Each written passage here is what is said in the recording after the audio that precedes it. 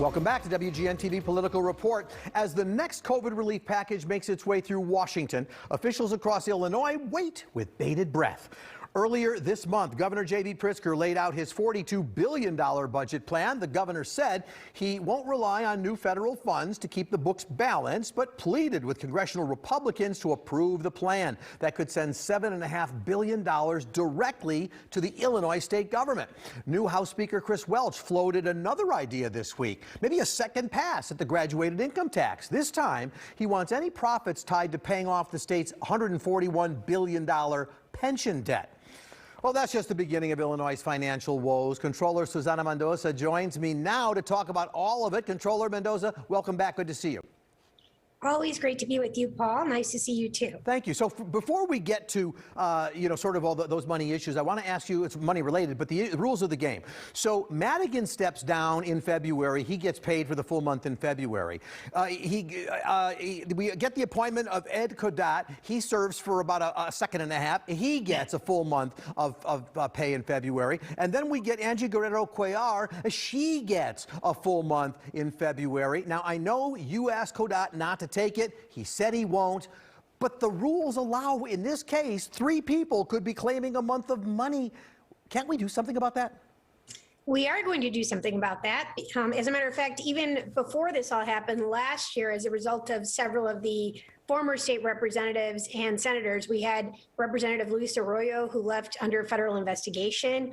We had Senator Martin Sandoval, who pled guilty to bribes and other types of federal crimes. We had Representative Nick Sauer, who is under investigation actively right now for internet sex crimes.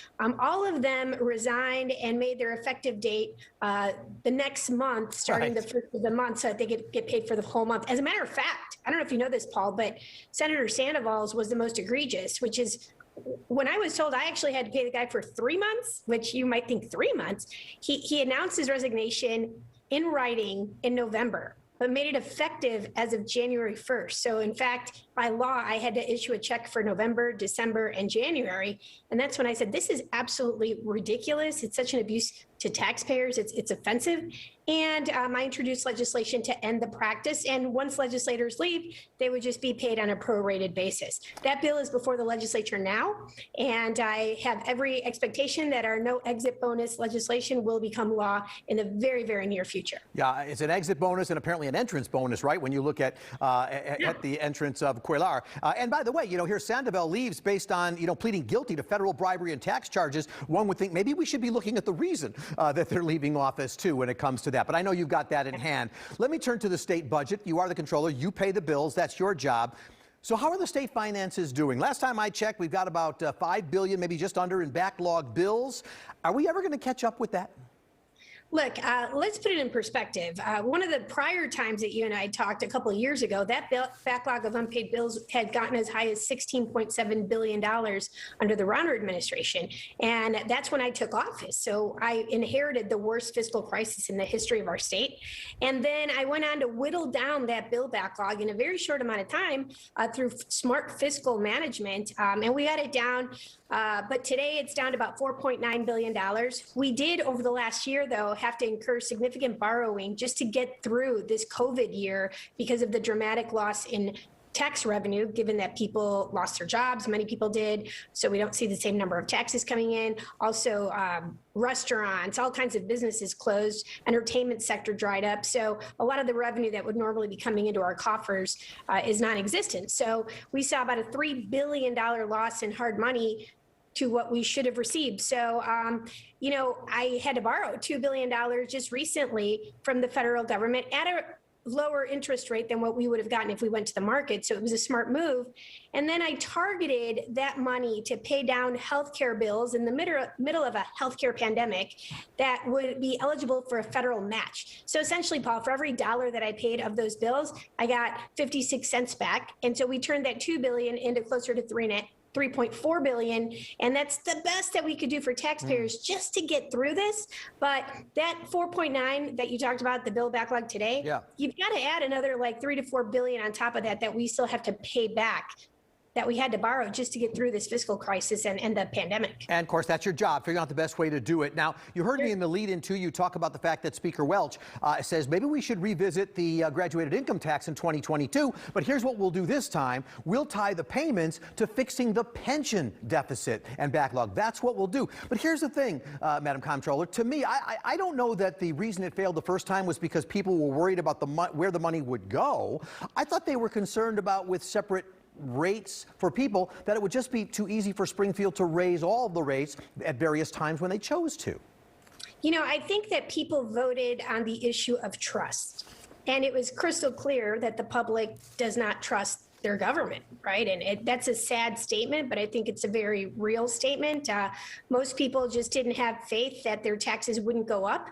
They unfortunately believed so much of the misinformation that was out there. And I can just tell you as a controller that we have a dramatic structural deficit year to year in our finances, over $3 billion. And that fair tax would have taken us from an unfair flat tax, you know, because a gallon of milk costs the same for a mom who has, single mother on one income than it does for a billionaire. Yet as a percentage of the income, it's much more painful for that mom to buy groceries week to week than it is for a billionaire, right? So the concept was, let's get away from that flat tax. Let's move to a progressive income tax where we're going to go after just the 3% of wealthiest individuals in Illinois. And that would give us about $3.5 billion in stable revenue year to year that would really help close that structural deficit. Now, that didn't happen because people believed that they'd get taxed tomorrow. Right. They didn't trust us. But you know what? Here's the one thing I will say about this. If we were actually able to close that structural deficit, then we would not need, the legislature would not need to go back every couple of years to ask people to pay more in taxes. So I'm sad that a lot of people were really just led to believe misinformation. I do believe that Illinois needs to change its taxing structure. I think what's up for debate is what would you do with that revenue? I don't particularly feel that taxpayers love all of it going to pensions. I think they want it to go to things that will benefit them as well. So with about a minute left, the governor's budget, about $41.6 billion, has no new taxes. It is election year. That would have been smart. So that's lovely, but he's planning to close corporate tax loopholes. Doesn't that send a message to businesses to either not come to Illinois or to leave, and then you're just compounding the problems in a different way?